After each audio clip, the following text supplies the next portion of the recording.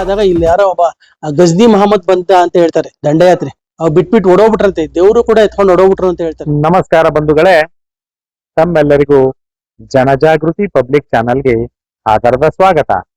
ಇವತ್ತಿನ ದಿವಸ ನಾವು ಮಾಗಡಿಯ ಸಾವನ್ದುರ್ಗ ಶ್ರೀ ವೀರಭದ್ರೇಶ್ವರ ಸ್ವಾಮಿಯ ದೇವಸ್ಥಾನದ ಅಂಗಳದಲ್ಲಿದ್ದೇವೆ.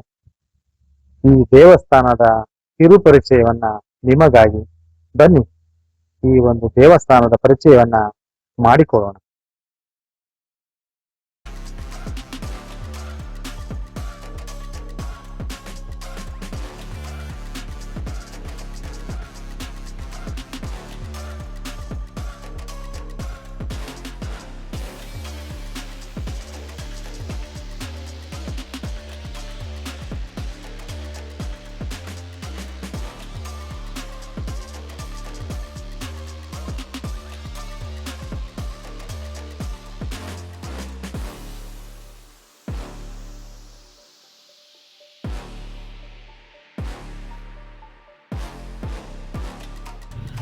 ಬೆಟ್ಟಕ್ಕೆ ನಮ್ಮನ್ನು ಸ್ವಾಗತಿಸುವುದು ಸುಂದರವಾದ ಅರಣ್ಯ.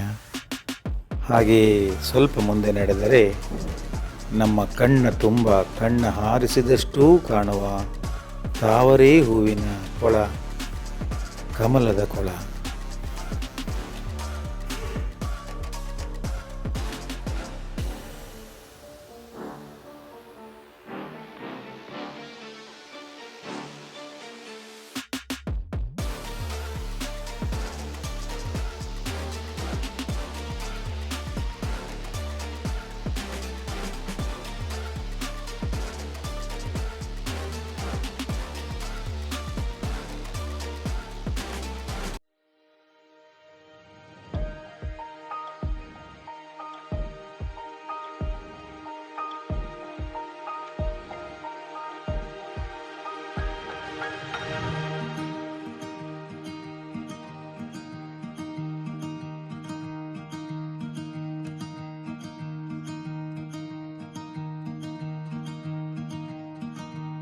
ಬಂಧುಗಳೇ, ದೇವಸ್ಥಾನದ ಅಂಗಳಕ್ಕೆ ಕಾಲಿಟ್ಟ ತಕ್ಷಣ ನಮ್ಮೆಲ್ಲರ ಕಣ್ಮನ ಸೆಳೆಯುವುದು ಈ ಸುಂದರವಾದ ಗರುಡಗಂಬ. ಈ ಗರುಡಗಂಬ ಸರಿಸುಮಾರು 53 ಅಡಿ ಎತ್ತರವಾಗಿದೆ ಎಂದು ಇಲ್ಲಿನ ಅರ್ಚಕರು ಹೇಳುತ್ತಾರೆ. ಈ ಗರುಡಗಂಬವು ಸುಂದರವಾದ ದೇವತೆಗಳ ಕೆತ್ತನೆಯನ್ನು ಒಳಗೊಂಡಿದೆ. ಹಾಗೂ ಇದರ ಅಂಗಳದಲ್ಲಿ ನಮ್ಮ ಮನಸೆಳೆಯುವುದು ಲಿಂಗಪುಷ್ಪ ಹೂವು. ಲಿಂಗಪುಷ್ಪದ ಹೂವಿನ ಮರ ಬಹಳ ಸೊಗಸಾಗಿದೆ. ಅಲ್ಲಿನ ಆ ಪುಷ್ಪದ ಗಮಲು, ಅದನ್ನು ನೀವು ಅಲ್ಲಿ ಹೋದಾಗಲೇ ನಿಮ್ಮ ಅನುಭವಕ್ಕೆ ಬರುವುದು.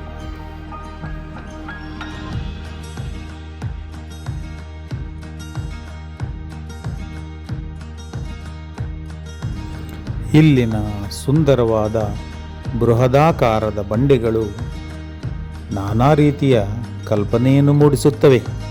ಕೆಲವರು ಆನೆಯ ರೀತಿ ಮಲಗಿರುವಂತಹ ಬೃಹದಾಕಾರ ಬಂಡೆ ಈ ಭಾವನೆಗಳನ್ನು ವ್ಯಕ್ತಪಡಿಸುತ್ತಾರೆ. ಬಂಧುಗಳೇ, ಹಾಗೆ ಮುಂದುವರೆದರೆ ಹೊರಾಂಗಣಕ್ಕೆ ನಾವು ಕಾಲಿರಿಸುತ್ತಿದ್ದಂತೆ ಬೃಹದಾಕಾರದ ಆವರಣವನ್ನು ನಾವು ಕಣ್ಮುಂದೆ ನೋಡಬಹುದು.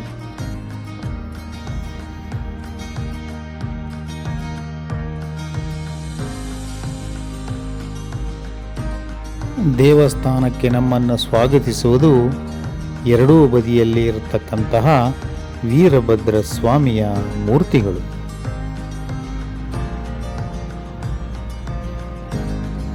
ಹಾಗೆ ಒಳಪ್ರವೇಶಿಸುತ್ತಿದ್ದಂತೆ ಗರ್ಭಗುಡಿಯ ಮುಂದಿನ ಆವರಣ ತುಂಬ ಸುಂದರವಾಗಿ ಅಲಂಕೃತವಾಗಿ ವ್ಯವಸ್ಥಿತವಾಗಿ ನಮ್ಮನ್ನು ಸ್ವಾಗತಿಸುತ್ತದೆ.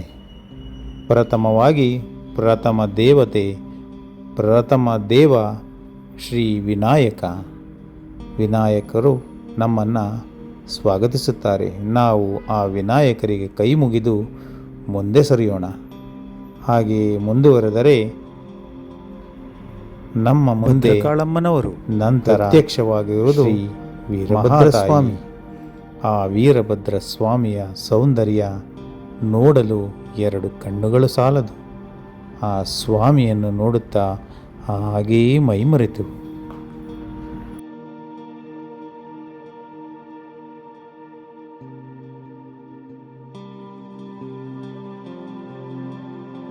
ಬಂಧುಗಳೇ, ನಿಮಗೆ ನಾವು ಈ ಸ್ಥಳದ ಕಿರುಪರಿಚಯವನ್ನ ಮಾಡಿಕೊಟ್ಟಿದ್ದೇವೆ.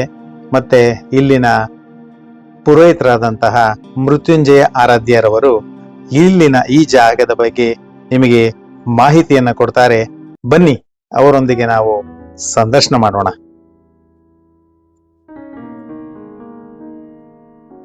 ನಮಸ್ಕಾರ ಸರ್. ನಮಸ್ತೆ. ನನ್ನ ಹೆಸರು ಮೃತ್ಯುಂಜಯ ಆರಾಧ್ಯ ಅಂತೇಳಿ, ಈ ದೇವಸ್ಥಾನದ ಅರ್ಚಕರು ಮತ್ತು ಆಗಮಿಕರು. ಇದು ಸುಮಾರು 2000 ವರ್ಷ ಇತಿಹಾಸವುಳ್ಳ ಸಾವಂದಿ ವೀರಭದ್ರೇಶ್ವರ ಅಂತ ಸಾವನ್ ದುರ್ಗ ನೆಲಪಟ್ನ ಅಂತ ಹೇಳಿ, ಹಿಂದೆ ದೊಡ್ಡ ಪಟ್ಟ ಅಂತ ಇದು ನೆಲಪಟ್ನ ಅಂತ, ಈಗಲೂ ನೆಲಪಟ್ನ ಅಂತಾನೆ ಈ ಜಾಗಕ್ಕೆ ಹೆಸರಿದೆ. ಸಾವಂದ್ರಾಯ, ಸಂಪಂಗರಾಯ, ವೀರಭದ್ರ ನಾಯಕ, ಜಲಗೆರೆ ನಾಯಕ ಅಂತ ಪಾಳ್ಯಗಾರರು ಆಳ್ವಿಕೆಯಲ್ಲಿ ಇದು ಸಾವಂದುರ್ಗ ನೆಲಪಟ್ನ ಅಂತೇಳಿ ದೊಡ್ಡ ಪಟ್ಟಣ. ಅದಕ್ಕೆ ಹಿಂದೆ ತಾಮ್ರ ಶಾಸನ, ಕರಡ ಕಾಗದ, ದಸ್ತಾಬೇಜು ಅಂತ ಬಿರುದಾವಳಿ ಇತ್ತಂತೆ. 7700 ಮನೆ ಒಕ್ಕಲಿದ್ರು. ಹಿಂದೆ ನವನೀತ ನಾಯ್ಡು ಅಂದ್ಬಿಟ್ಟು ಕಮಿಷನರ್ ಇಲ್ಲಿಗೆ ಆಗಮಿಸಿದ್ರಂತೆ 1900ರಲ್ಲಿ. ಅವಾಗ ಬಂದಾಗ ಇಲ್ಲಿ ಒಂದು ಇಂಗ್ಲಿಷ್ ಡಿಕ್ಷನರಿ ತಂದಿದ್ರಂತೆ. ಅದನ್ನ ಕನ್ನಡ ತರ್ಜಿಮೆ ಮಾಡಿ ಇಲ್ಲಿ ಯಾರು ವಾಸ ಮಾಡ್ತಾ ಇದ್ದ, ಇಲ್ಲಿ ಯಾರಿದ್ದ ಅಂತಕ್ಕಂಥದ್ನ ಇಲ್ಲಿ ಸ್ವಲ್ಪ ಸಂಕ್ಷಿಪ್ತವಾಗಿ ತಿಳ್ಕೊಂಡು ನಮ್ಮ ತಂದೆಯವರು ನಮ್ಗೆ ಹೇಳ್ತಾ ಇದ್ರು. ಇದು ತುಂಬಾ ಸ್ವಾಮಿ ಇಲ್ಲಿ ಸೌಮ್ಯ ಮೂರ್ತಿ, ಭದ್ರಕಾಳಿ, ವೀರಭದ್ರ 2 ಇದೆ. ಮೊದಲು ಹಳೆ ದೇವಸ್ಥಾನ ಇತ್ತು, ಎರಡು ಪಾರ್ಟ್ ಇತ್ತು ಇಲ್ಲಿ ಸ್ವಾಮಿ ದೇವಸ್ಥಾನ. ಒಂದು ಅಮ್ಮನವ್ರ ದೇವಸ್ಥಾನ ಇತ್ತು, ಒಂದು ಪಕ್ಕದಲ್ಲಿ ವೀರಭದ್ರ ಸ್ವಾಮಿ ಇತ್ತು. ಆಮೇಲೆ ಅವನು ದೇವಸ್ಥಾನ ಕಟ್ತಾ ಇದ್ದ, ಅವನಿಗೆ ಅಮ್ಮನವರು ನಾನು ಇಲ್ಲಿ ದೇವಸ್ಥಾನದಲ್ಲಿ ಇರಲ್ಲ, ಒಳಗಡೆನೆ ಇರ್ತೀನಿ ಅಂತ ಹೇಳಿದ್ರಂತೆ. ಅವಾಗ ಅವನು ನೀರ್ ಕಟ್ತಾ ಇದ್ದಂತಹ ಅದು ತೊಲೆಗಳೆಲ್ಲ ಸಿಡಿದೋಗ್ಬಿಟ್ಟು ಕಲ್ಲೆಲ್ಲ ಪಾಳ್ಪಾಳಾಗ್ಬಿಡ್ತಂತೆ. ಮತ್ತೆ ಒಳಗಡೆನೆ ಅಮ್ಮನವರ ಸ್ಥಾಪನೆ ಮಾಡಿದ್ರು. ಇಲ್ಲಿ ನೋಡಿ, ಇದನ್ನ ಈ ದೇವರು ತಾಯಿ ಮುದ್ದಮ್ಮ ಅಂತ ಹೇಳಿ, ಇದು ತಾಯಿ ಮುದ್ದಮ್ಮ ಅಂತೇಳಿ ಇದನ್ನ ನಾಗದೇವತೆ, ಪ್ರಧಾನ ದೇವತೆ. ನಾವು ಕೂಡ ಹಬ್ಬದಲ್ಲಿ ಇಲ್ಲಿ ನಾಗರ ಪೂಜೆ ಮಾಡ್ತೀವಿ. ಇದು ತುಂಬಾ ಪವರ್ಫುಲ್ ಅಮ್ಮನವರು, ತಾಯಿ ಮುದ್ದಮ್ಮ ಅಂತೇಳಿ. ಪಕ್ಕದಲ್ಲಿ ಪರಿವಾರ ದೇವತೆಗಳೆಲ್ಲ ಇದೆ, ಈ ತರ ಇದೆ. ಆಮೇಲೆ ಮುಂದೆ ಅಲ್ಲಿ ಒಳಗಡೆ ಹೋದ್ರೆ ಗಣಪತಿ ಇರ್ಲಿಲ್ಲ, ಈ ಗಣಪತಿ ಒಂದು ಸ್ಥಾಪನೆ ಮಾಡಿದ್ರೆ ಹೊಸದಾಗಿ. ಸ್ವಾಮಿ ವೀರಭದ್ರ ಸ್ವಾಮಿ ಇದೆ ಭದ್ರಕಾಳಮ್ಮನವರಲ್ಲಿ. ಇಲ್ಲಿ ವಿಷಯ ಮತ್ತೆ ಬಂದ ಭಕ್ತಾದಿಗಳಿಗೆಲ್ಲ ಅನ್ನದಾಸೋಹನೂ ಇದೆ. 53 ಅಡಿ ಇದೆ ನೋಡಿ ಮುಂದೆಗಡೆ ಕಂಬ, ಧ್ವಜಸ್ತಂಭ. ಅದಕ್ಕೆ ಇದು 63 ಅಡಿ ರಾಜಗೋಪುರ ಮಾಡ್ತಾರೆ. ಆ ಧ್ವಜಸ್ತಂಭ ಅದು ಎಲ್ಲಿ ಇತಿಹಾಸದಲ್ಲಿ ಇಲ್ಲ, ಆ ಧ್ವಜಸ್ತಂಭ ಏಷ್ಯಾ ಖಂಡದಲ್ಲೇ ಇಲ್ಲ. ಸುಮಾರು 53 ಅಡಿ ಇದೆ ಕಂಬ ಅದು. ಹಿಂದೆ ಮತ್ತು ಮಹಾರಾಜರು ಬಂದಿರಂತೆ, ನಾರೋಡಿ ಕೃಷ್ಣಾಜಿ ಒಡೆಯರು ಬೆಟ್ಟ ಹತ್ತಕ್ಕೋಸ್ಕರ, ಬೆಟ್ಟ ನೋಡಕ್ಕೋಸ್ಕರ ಬಂದ್ರಂತೆ. ಅವಾಗ 1900ರಲ್ಲಿ ಬಂದಿರಂತೆ ಮಹಾರಾಜರು. ಅದಕ್ಕೆ ಮುಂಚೆ ಬ್ರಿಟಿಷ್ನವ್ರ ಕಾಲದಲ್ಲಿ ಬೆಟ್ಟನ ಪಾಳ್ಸೋದಿಕ್ಕೆ ಖರೀದಿ ಕೇಳಿದ್ರಂತೆ. ಬೆಟ್ಟನ, ಈ ಬೆಟ್ಟದಲ್ಲಿ ದ್ರವಿಸಾಯ ಇದೆ, ಹಣ ಇದೆ ಅನ್ಬಿಟ್ಟು 7 ಕೊಪ್ರಕ್ಕೆ ಹಣ ಇದೆ ಅಂತೆ. ಅವರೇ ಕಮಲದ ಮೇಲೆ ನಿಂತಿದ್ದಂತೆ ಬೆಟ್ಟ, ಏಕಶಿಲೆ ಬೆಟ್ಟ ಇದು. ಸಮುದ್ರ ಮಟ್ಟದಿಂದ 4000 ಅಡಿ ಇದೆ, ಭೂಮಿ ಮೇಲೆ 2000 ಅಡಿ ಇದೆ ಬೆಟ್ಟ, ಏಕಶಿಲೆ. ಈ ಬೆಟ್ಟದಲ್ಲಿ ಎರಡು ತರ ಇದೆ ಹೆಸರು, ಒಂದು ಕರಿ ಸಾವಂದಿ, ಒಂದು ಬಿಳಿ ಸಾವಂದಿ ಅಂತ. ಅವಾಗ ಮಹಾರಾಜರು ಬಂದು ಬೆಟ್ಟ ಹತ್ತಕ್ಕೋಸ್ಕರನೇ ನಾಯಕನಬಾಳಿ ಗೇಟ್ ಇಂದ ಅಡ್ಡೆ ಕಟ್ಟಿ ಒತ್ಕೊಂಬದ್ರಂತೆ. ಭಯಂಕರ ಕಾಡಂತ. ಅವಾಗ ಎಬ್ಬಿದ್ರು, ಅರ್ಧ ಬೆಟ್ಟ ಕಾಣ್ತೀನಿ ಅಂತ ಎಬ್ಬಿದ್ರು ಅಂತ ಭಯಂಕರ ಬೆದ್ರು ಮುಚ್ಕೊಂಡಿತ್ತಂತೆ ಬೆಟ್ಟನ. ಕಂಬ ನೋಡಿ ಆಶ್ಚರ್ಯ ಪಟ್ರಂತೆ, ಇಂಥ ಸುಂದರವಾದ ಕಂಬ ಎಲ್ಲೂ ನೋಡ್ಲಿಲ್ಲ ಅಂದಿರ್ತೆ ನಾರೋಡಿ ಕೃಷ್ಣಾಜಿ ಒಡೆಯರು. ಆಗ ಮೇಲೆ ಆ ಬಂಬ್ ಕಟ್ಸ್ಬಿಟ್ಟು, ಆ ಬಿದ್ರು ಬಂಬ್ ತರಿಸಿ ಆ ಕಂಬ ಕಟ್ಸಿ ಹತ್ಸಿ ಒಬ್ಬನ ಅಳತೆ ಮಾಡಿಸ್ರಂತೆ ಅವ್ರ ಕಾಲದಲ್ಲಿ. ಮೇಲ್ಗಡೆ ಪೀಠಕ್ಕೆ 53 ಅಡಿ ಒಂದೇ ಕಂಬ. ಜಯಚಾಮರಾಜೇಂದ್ರ ಒಡೆಯರು ಕೂಡ ಇಲ್ಲಿಗೆ ಆಗಮಿಸಿದ್ರಂತೆ. ಅವ್ರಿಗೆ ರಾಜೋಚಿತವಾಗಿ ಪೂಜೆ ಪುನಸ್ಕಾರ ಎಲ್ಲ ಮಾಡಿ, ಅವಾಗ ನಮ್ಮ ಆಗಮಿಕರೆಲ್ಲ ಬಂದು ಅವ್ರು ಮಾಡಿ ಅವಾಗ ಎಲ್ಲ ಕಳಿಸಿದ್ರು ಅಂತ ಪ್ರತೀತಿ ಹೇಳ್ತಾರೆ. ಓಲಗದರೆ ಬಸವಣ್ಣ ಅಂತ ಇದೆ, ಓಲಗದರೆ ಬಸವಣ್ಣ, ಓಲಗದರೆ ಬಸವೇಶ್ವರನ ದೇವಸ್ಥಾನ ತುಂಬಾ ಚೆನ್ನಾಗಿದೆ ದೇವಸ್ಥಾನ. ಅದು ದೇವ್ರು ತಗೊಂಡೋಗಿ, ಬಸವಣ್ಣ ತಗೊಂಡೋಗಿ ಮಾಗಡಿ ರೋಡಲ್ಲಿ ಇದೊಂದು ಪುನರ್ ಪ್ರತಿಷ್ಠಾಪನೆ ಮಾಡಿ ಚೆನ್ನಾಗಿ ಮಾಡಿದ್ದಾರೆ. ಅದಕ್ಕೆ ಓಲಗದರೆ ಬಸವಣ್ಣ ಅಂತಾನೆ ಹೆಸರಿಟ್ಟಿದ್ದಾರೆ, ಅಲ್ಲಿ ಬೋರ್ಡ್ ಎಲ್ಲ ಹಾಕಿದ್ದಾರೆ. ನೀವು ಮಾಗಡಿ ರೋಡಲ್ಲಿ ಬರ್ಬೇಕಾದ್ರೆ ಕಾಣ್ತದೆ. ಈಗ ಪುನರ್ ಪ್ರತಿಷ್ಠಾಪನೆ ಮಾಡಿದ್ದಾರೆ ಅಲ್ಲಿ ಆ ದೇವಸ್ಥಾನದೇ ಬಸವಣ್ಣ, ಓಲಗದರೆ ಬಸವಣ್ಣ. ಒಂದು ಪ್ಯಾಸೇಜ್ ಟು ಇಂಡಿಯಾ ಅಂತ ಒಂದು ಇಂಗ್ಲಿಷ್ ಫಿಲಂ ತೆಗೆದ್ರು, ಅದು ನೀವು ಗೂಗಲ್ ಸರ್ಚ್ ಮಾಡಿದ್ರೆ ಆ ಪ್ಯಾಸೇಜ್ ಟು ಇಂಡಿಯಾದಲ್ಲಿ ಆ ಬೆಟ್ಟ ಎಲ್ಲ ನೋಡ್ಬೋದು. ಆ ತರ ಅಲ್ಲಿ ಬಸವನದುರ್ಗ, ವೀರಭದ್ರನ ದುರ್ಗ, ಇಲ್ಲೆಲ್ಲ ದುರ್ಗ, ನವದುರ್ಗಗಳಿದೆ. ಹನುಮಂತರಾಯ ಅನ್ನೋ ಪಾಳ್ಯಗಾರರು ಇಲ್ಲಿ ಆಳ್ವಿಕೆ ಮಾಡ್ತಾ ಇದ್ರಲ್ಲ, ಅವ್ರನ್ನ ಆಕ್ರಮಿಸಿ ಇಲ್ಲಿ ಕೆಂಪೇಗೌಡರು ಬಂದು ಇಲ್ಲಿ ವಾಸ ಮಾಡಿದ್ರು ಅಂತ ಒಂದು ಇತಿಹಾಸದಲ್ಲಿದೆ. ಇಲ್ಲಿ ಅರಮನೆ ಇದೆ, ಕೆಂಪೇಗೌಡರ ಅರಮನೆ ಇದ್ರೆ, ಇದು ಬಿಳಿ ಬೆಟ್ಟ ಅಂತ ಹೇಳಿದ್ನಲ್ಲ, ಅಲ್ಲಿ ಬೆಟ್ಟದ ಮೇಲೆ ಹೋದ್ರೆ ಅಲ್ಲಿ ಅರಮನೆ ಇದೆ. ಅರಮನೆ ಎಲ್ಲ ಶಿಥಿಲ ಆಗಿದೆ. ಅಲ್ಲಿ ಇದ್ರಂತೆ ಕೆಂಪೇಗೌಡರು. ಇಂಗ್ಲಿಷ್ನವ್ರ ಕಾಲದಲ್ಲಿ ಅವ್ರನ್ನ ಇಲ್ಲಿ ಸೆರೆ ಹಿಡಿದ್ರು ಅಂತ ಹೇಳ್ತಾರೆ. ಹಂಗೂ ಅರಳುನು ಕೋಳಿ ಮೊಟ್ಟೆ ಕಾಯಿಸ್ಬಿಟ್ಟು ಬೆಟ್ಟದ ಮೇಲೆ ಉಯ್ಸರಂತೆ ಜಾರು ಬೀಳಲಿ ಅಂತ.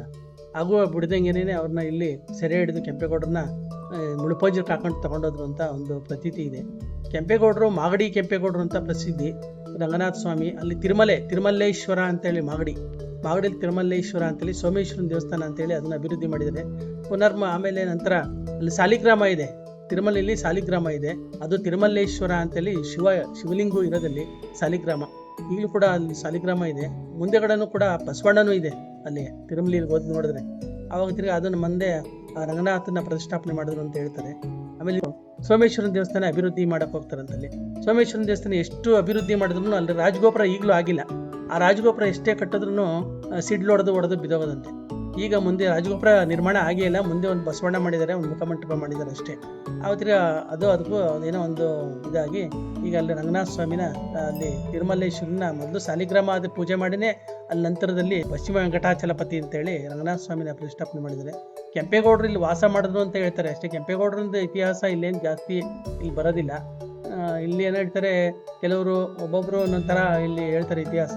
ಇಲ್ಲಿ ಪೂರ್ಣ ಇತಿಹಾಸ ಅಂತಂದರೆ ನಾನು ಸಾವಂತರಾಯ, ಸಂಪಂಗರಾಯ, ವೀರಭದ್ರ ನಾಯಕ, ಜಲಗೆರೆ ನಾಯಕ ಅಂತ ಇಲ್ಲಿ ಪಾಳ್ಯಗಾರರು ಅವರ ಆಳ್ವಿಕೆಯಲ್ಲಿ ಅದಕ್ಕೆ ಸ್ವಾಮಿಗೆ ಸಾವಂದಿ ವೀರಭದ್ರೇಶ್ವರ, ಸಾವಂತರಾಯ, ಬೆಂಗಳೂರು ಕೆಂಗೇರಿಲೂ ಕೂಡ ಸಾವಂತಪ್ಪನವ್ರ ಮನೆ, ಮತ್ತು ಇನ್ನು ಆಚಾರ್ಯರುಗಳು ಎಲ್ಲ ವಿಶ್ವಕರ್ಮ ಅವ್ರ ಸಂಘದವರು ಎಲ್ಲ ಸುಮಾರು ಜನ ನಮ್ಮ ಭಕ್ತಾದಿಗಳು ಅಲ್ಲೂ ಇದ್ದಾರೆ. ಎಲ್ಲ ಕಡೆ ಬೆಂಗಳೂರಲ್ಲಿ ಸುಮಾರು ಜನ ಇದ್ದಾರೆ. ಇಲ್ಲಿ ಭಿನ್ನ ಆಗಿದ್ರು ನಾವು ಪೂಜೆ ಮಾಡ್ತೀವಿ ಅಲ್ಲಿ ಹೋಗಿ. ಹಬ್ಬ ಮೇಲೆ ಬಸವಣ್ಣ ತುಂಬಾ ಪವರ್ಫುಲ್ ಅದು. ಅಲ್ಲಿ ಸ್ವಾಮಿ ಪಾದನೂ ಇದೆ, ವೀರಭದ್ರ ಸ್ವಾಮಿ ಪಾದ, ಒಂದು ಪಾದನೂ ಇದೆ ಅಲ್ಲಿ. ಅಲ್ಲೊಂದು ಬೋರ್ಡ್ ಹಾಕಿದ್ದಾರೆ, ಬರ್ತಾನೆ ಅಲ್ಲಿ ದರ್ಶನ ಮಾಡ್ಕೊಂಡ್ ಬರ್ಬೋದು.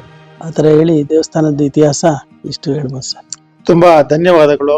ನಮಗೆ ಇದುವರೆಗೂ ನಮ್ಮ ಪ್ರೇಕ್ಷಕರಿಗೆ ಉತ್ತಮವಾದಂತ ಮಾಹಿತಿ ಕೊಟ್ರಿ. ನಮಸ್ಕಾರ. ಕೇಳಿದ್ರಲ್ಲ ವೀಕ್ಷಕರೇ, ನೋಡಿ ಮೊಹಮ್ಮದ್ ಗಜ್ನಿ ಸಹ ನಮ್ಮ ಮಾಗಡಿನ ಬಿಟ್ಟಿಲ್ಲ. ಹಬ್ಬ ಇದು ಏನೇ ಆಗ್ಲಿ ನಮ್ಮ ಮೈಸೂರು ಮಹಾರಾಜರಿಗೆ ಎಲ್ಲಾ ಗೌರವಗಳನ್ನ ನಾವು ಕೊಡ್ಬೇಕಾಗತ್ತೆ. ಯಾಕಂದ್ರೆ ನಮ್ಮ ಹಿಂದೂ ಧರ್ಮನ ಎತ್ತಿ ಹಿಡಿದಂತ ಮಹಾನುಭಾವರಲ್ಲಿ ನಮ್ಮ ಒಡೆಯರ್ ಸಂಸ್ಥಾನ ಬಹಳ ಕೆಲಸ ಮಾಡಿದೆ. ನಾವು ಸದಾ ಚಿರುಣಿ ನಮ್ಮ ಮೈಸೂರು ಮಹಾರಾಜರ ವಂಶಕ್ಕೆ. ಮಹಾಪ್ರತಾಪತ್ಕರಾವಧೂತ ಮುಖಾಗಥ ಮತ್ತೆ ಮದಾಂಧಕಾರ ಮಹೇಶ ಪಾಲಲಿಟಿಲೋಚನ ಸಂಜಾತ ಶ್ರೀ ಗುರು ಸದಾ ರಕ್ಷಿತು ವೀರಭದ್ರ. ಪ್ರಪ್ರಥಮವಾಗಿ ಶ್ರೀ ಸಾವಂತ ವೀರಭದ್ರೇಶ್ವರ ಭದ್ರಕಾಳೇಶ್ವರಿ ಮಹಾಗಣಪತಿಯನ್ನು ಪ್ರಸ್ತುತ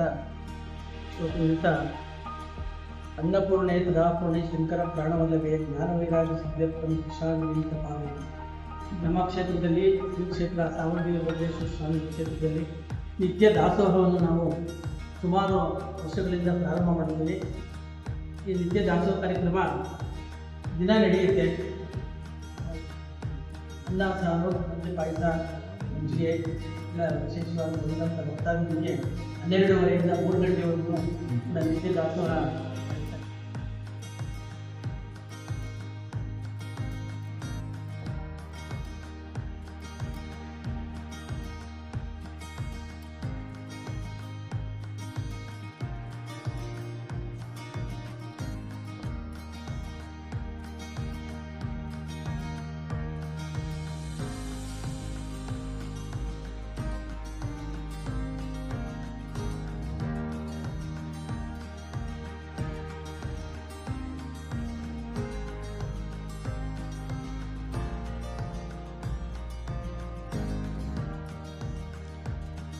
ನನ್ನ ಹೆಸರು ಹೇಮಂತ್ ಅಂತ, ಬ್ಯಾಂಗ್ಳೂರಿಂದ ಬಂದಿರೋದು. ಇಲ್ಲಿ ಮೂಲತಃ ನಾನು ಹುಟ್ಟಿದ ಬೆಳೆದಿದ್ದೆಲ್ಲ ಶಾಂಗೂರ್ದಲ್ಲಿ, ರಾಮನಗರ ಹತ್ರ. ಸುಮಾರು ಒಂದು 50 ವರ್ಷದಿಂದನೂ ಆ್ಯಕ್ಚುಲಿ ಬರ್ತಾ ಇದ್ದೀವಿ ನಾವು ಇಲ್ಲಿಗೆ, ನಮ್ಮ ತಾತ ಮುತ್ತಾತನ ಕಾಲದಿಂದನೂ. ನಮ್ಮ ಮುತ್ತಾತ ಇಲ್ಲೇ ಮೈಸೂರು ರಾಜರ ಹತ್ರ ಟ್ಯಾಕ್ಸ್ ಕಲೆಕ್ಟ್ ಮಾಡ್ಕೊಂಡಿದ್ರು, ಆವಾಗಿಂದ ಬರ್ತಾ ಇದ್ದೀವಿ. ಪುರಾತನ ದೇವಸ್ಥಾನ, ಹಿಂದಿನ ಕಾಲದಿಂದ ನಡ್ಕೊಂಬಂದಿರೋಂಥ ದೇವಸ್ಥಾನ. ಪ್ರತಿ ದಿನವೂ ಕೂಡ ಮಧ್ಯಾಹ್ನ ಅನ್ನದಾನ ಇರುತ್ತೆ.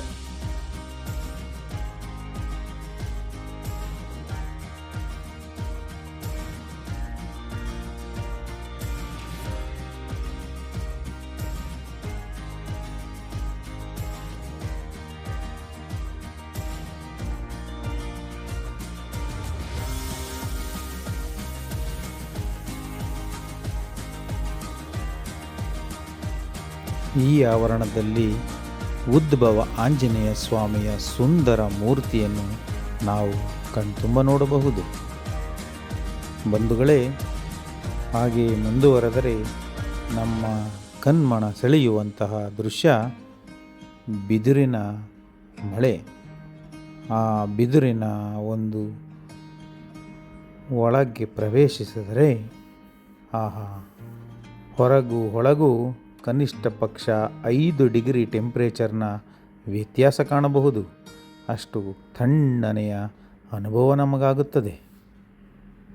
ಕೆಲವೊಮ್ಮೆ ಜನಗಳನ್ನು ಸಂದರ್ಶಿಸುವುದು ಕೆಲವು ಚಿರತೆಗಳು, ಕರಡಿಗಳು, ಕಾಡಂದಿಗಳು ಎಂದು ಅಲ್ಲಿನ ಭಕ್ತರು ಹೇಳುತ್ತಾರೆ. ಮತ್ತೊಂದು ವಿಶೇಷ ಅಂದರೆ ಸಿಹಿ ನೀರಿನ ಬಾವಿ. ಈ ನೀರಿನ ಸವಿ ಆಹಾ, ನಾವು ಅದನ್ನು ಸವಿದ್ವಿ, ಅದರ ಬಗೆ ಬೇರೆ ಬಿಡಿ. ಬಂಧುಗಳೇ, ನಮ್ಮ ಚಾನಲ್ನ ಇದುವರೆಗೂ ಸಬ್ಸ್ಕ್ರೈಬ್ ಮಾಡಿಕೊಳ್ಳದೇ ಇದ್ದರೆ ದಯವಿಟ್ಟು ಸಬ್ಸ್ಕ್ರೈಬ್ ಮಾಡಿಕೊಳ್ಳಿ.